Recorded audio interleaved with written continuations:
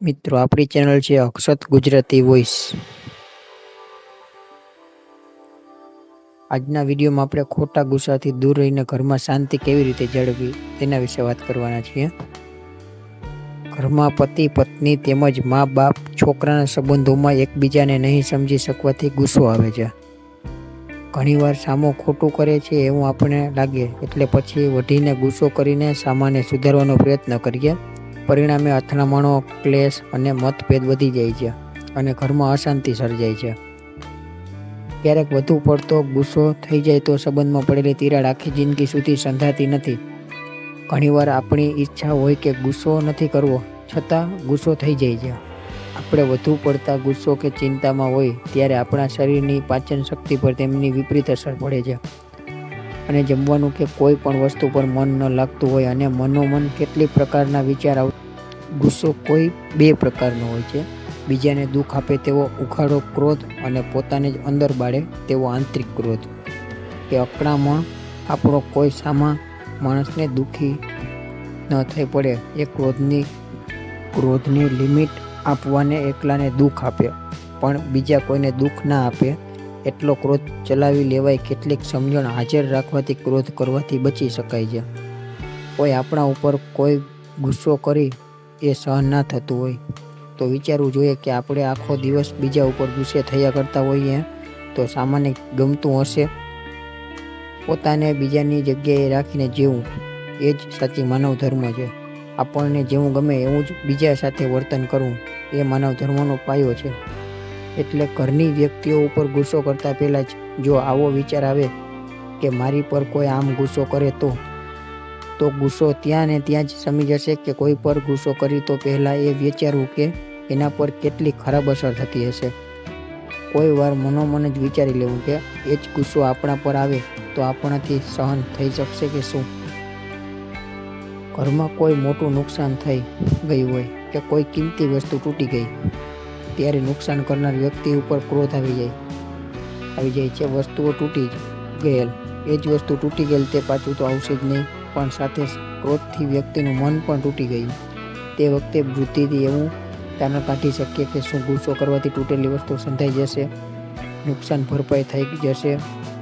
ગુસ્સો કરવાથી ખોટને નફામાં બદલી શકાતી હોય તો સમજીએ કે ગુસ્સો કરવો જોઈએ, પણ જો ફાયદો ના થતો હોય તો ગુસ્સો કર્યા વગર એમને એમ ચલાવી લેવું જોઈએ. બીજું, ઘરમાં જ્યારે આપણા વિચારોની સ્પીડ સામાન્ય વિચારોની સ્પીડ કરતાં વધારે હોય ત્યારે આપણે ગુસ્સો કરી મૂકીએ છીએ. વિચારોની સ્પીડ એટલે ધારો કે આપણા વિચારોના રિવોલ્યુશન 1000 હોય અને સામાન્ય રિવોલ્યુશન 100 હોય ત્યારે આપણી વાત સામાન્ય પહોંચતી નથી અને સમજાવતા આપણને આવડતું નથી એટલે ધીરજ ખૂટી પડે છે. આવા સમયે આપણે આપણા રિવોલ્યુશન ધીમા કરી નાખવા જોઈએ અને સામાન્ય સમજાય એ ઝડપે એ શબ્દોમાં આપણી વાત રજૂ કરવી જોઈએ. સામાન્ય ન સમજાય તો ફરીથી રીત બદલીને વાત કરવી જોઈએ. આવું કરવાથી આપણા ગુસ્સા પર કાબૂ રહેશે અને સામાનું મન નહીં તૂટી જાય. જ્યારે સામો પોતાના ધાર્યા પ્રમાણે ન કરે ત્યારે પોતે ચીડાઈ જાય છે.